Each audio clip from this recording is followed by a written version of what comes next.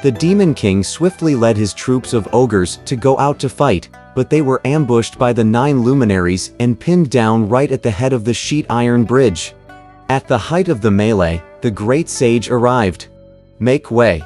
he yelled, whipping out his iron rod.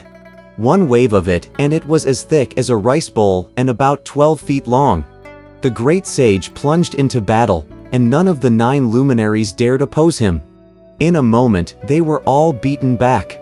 When they regrouped themselves again in battle formation, the 9 luminaries stood still and said, "You senseless ban-horse plague! You are guilty of the 10 evils. You first stole peaches and then wine, utterly disrupting the grand festival of immortal peaches.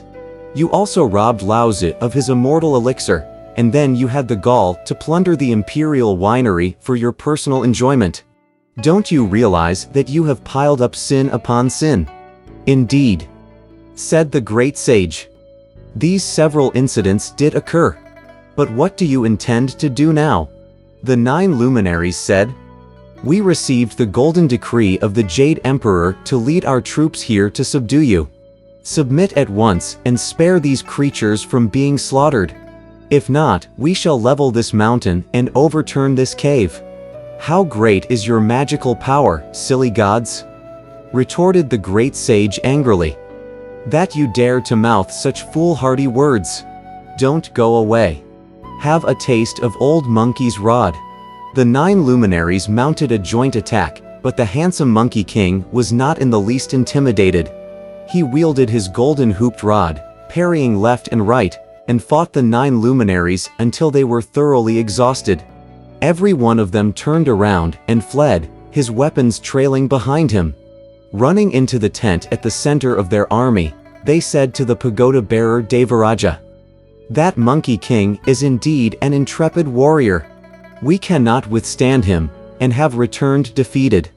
Devaraja Li then ordered the 4 great Devarajas and the 28 constellations to go out together to do battle.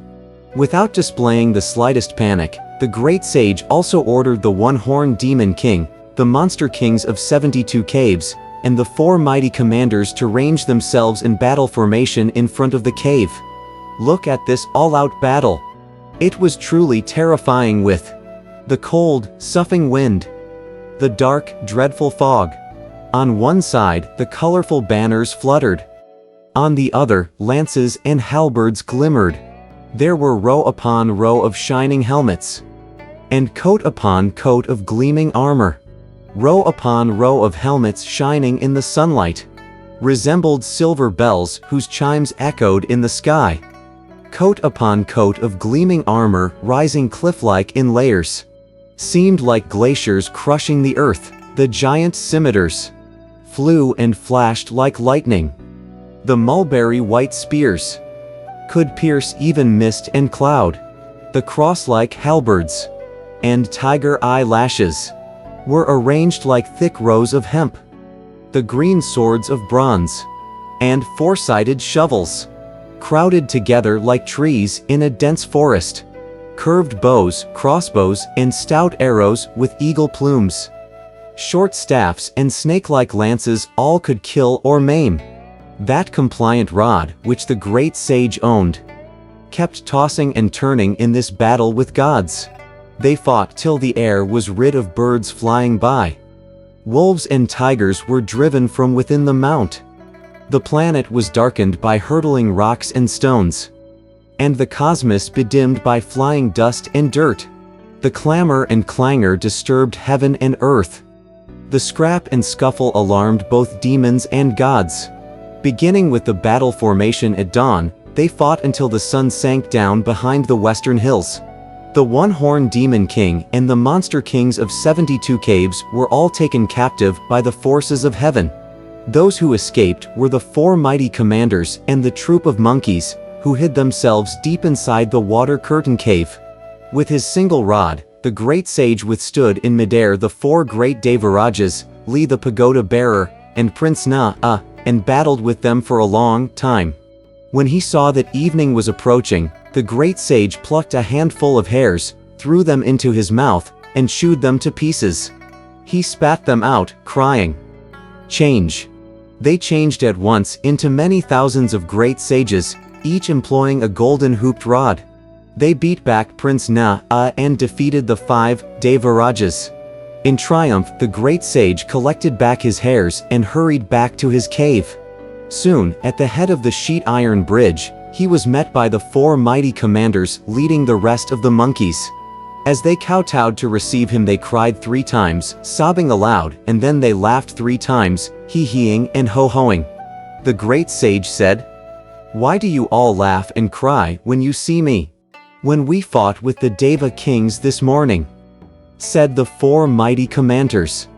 The monster kings of 72 caves and the one-horned demon king were all taken captive by the gods. We were the only ones who managed to escape alive, and that is why we cried. Now we see that the great sage has returned unharmed and triumphant, and so we laugh as well. Victory and defeat, said the great sage, are the common experiences of a soldier. The ancient proverb says, "You may kill 10,000 of your enemies, but you will lose 3,000 of your allies." Moreover, those chieftains who have been captured are tigers and leopards, wolves and insects, badgers and foxes, and the like. Not a single member of our own kind has been hurt. Why then should we be disconsolate? Although our adversaries have been beaten back by my magic of body division, they are still encamped at the foot of our mountain. Let us be most vigilant, therefore, in our defense. Have a good meal, rest well, and conserve your energy. When morning comes, watch me perform a great magic and capture some of these generals from heaven, so that our comrades may be avenged. The 4 mighty commanders drank a few bowls of coconut wine with the host of monkeys and went to sleep peacefully. We shall speak no more of them. When those 4 Devarajas retired their troops and stopped their fighting, each one of the heavenly commanders came to report his accomplishment. There were those who had captured lions and elephants, and those who had apprehended wolves, crawling creatures, and foxes. Not a single monkey monster, however, had been seized. The camp was then secured, a great tent was pitched, and those commanders with meritorious services were rewarded. The soldiers in charge of the cosmic nets were ordered to carry bells and were given passwords. They encircled the flower fruit mountain to await the great battle of the next day, and each soldier everywhere diligently kept his watch. So this is the situation. The fiendish monkey riots through heaven and earth, but the net spreads open, ready night and day. We do not know what took place after the next morning. Let's listen to the explanation in the next chapter.